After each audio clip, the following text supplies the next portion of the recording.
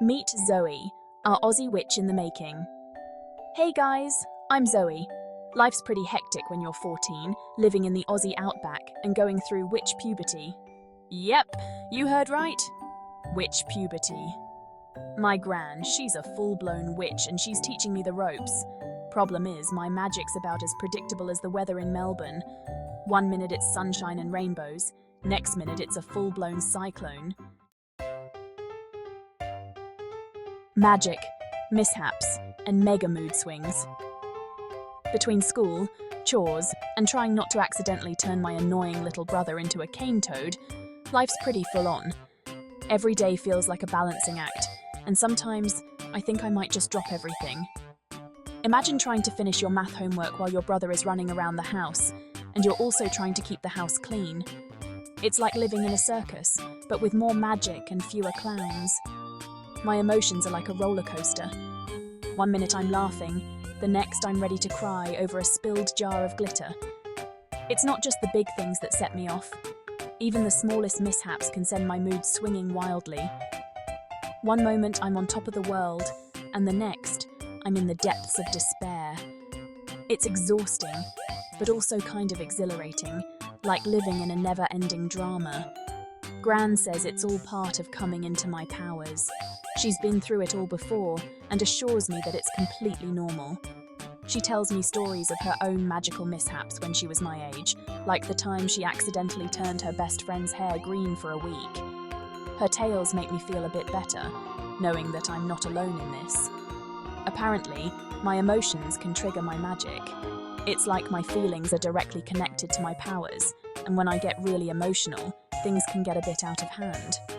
I've learnt to be extra careful when I'm upset or excited because you never know what might happen.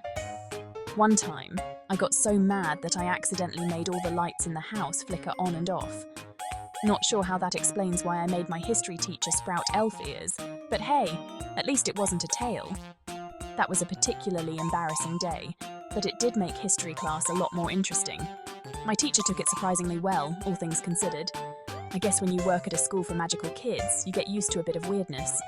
Still, I'm hoping to get a better handle on my powers soon, for everyone's sake. School days and cattle dreams.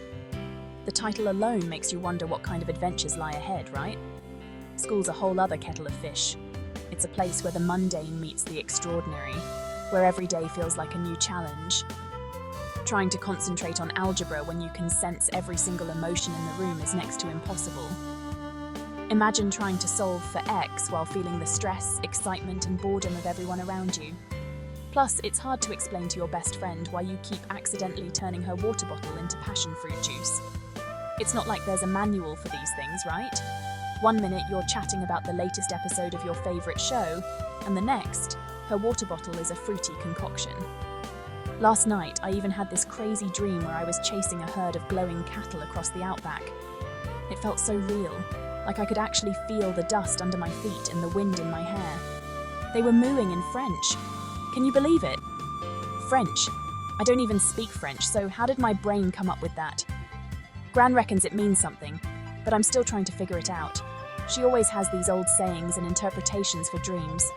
Maybe it's a sign, or maybe it's just my imagination running wild. Either way, it's got me thinking. What if these dreams and school struggles are connected somehow? What if there's a bigger picture I'm not seeing yet? Gran says dreams are the mind's way of sorting through the day's events, but this one felt different, almost like a message. So here I am, trying to piece it all together, one algebra problem and glowing cow at a time. Luckily, I've got my gran to help me navigate this whole witchy puberty thing. She's always got a funny story or a magical potion to brew up. Her latest concoction is supposed to help with my mood swings. It tastes like dirt and fairy floss, but I'm desperate. Gran says the most important thing is to learn to laugh at myself and not take things too seriously. Easier said than done when you've just accidentally given your crush a unibrow, but I'm trying! It's not all bad, this whole witchy puberty business. There are definitely perks. Sure, it can be a bit overwhelming at times, but the fun parts make it all worthwhile. Like, I can conjure up the best fairy bread you've ever tasted. Imagine the most colourful, delicious, and magical treat appearing right before your eyes. It's like having a party on a plate every single day. And I can talk to kookaburras now. It's not just a one-way conversation either. They actually understand me and respond. It's like having a whole new set of friends who are always there to listen. My pet kookaburra, Kevin, is my partner in crime. We share so many adventures together. Whether it's exploring the woods or just hanging out in the backyard, Kevin is always by my side. He thinks all my magical mishaps are hilarious. Whenever I mess up a spell, Kevin is there, laughing his kookaburra laugh. It's like having my own personal cheerleader who never judges me. I'm even starting to figure out how to use my powers for good. It's not just about having fun, it's about making a difference. Every day, I learn something new about my abilities and how they can help others. Like the other day, I used a bit of magic to help my little brother ace his spelling test. He was so worried about it, and seeing his face light up when he got his grade was priceless. He still doesn't know it was me, of course. Gotta keep some secrets. It's all part of the magic, the mystery, and the mayhem that makes life so exciting. Every day is a new adventure, and I can't wait to see what happens next. It's a wild ride, this journey of self-discovery and magical mayhem. There are days when I feel like I'm a walking disaster zone. But there are also days when I feel powerful, capable, and totally magical. I'm learning to embrace the chaos, the good with the bad. It's all part of who I am, right? A witch in the making, figuring things out one magical mishap at a time. So, yeah, life's a bit bonkers right now, but I wouldn't trade it for the world. Who knows what adventures await? Maybe I'll finally figure out what the glowing cattle dream means. Maybe I'll even master this whole magic thing. Stay tuned to find out. Catch you later, mates.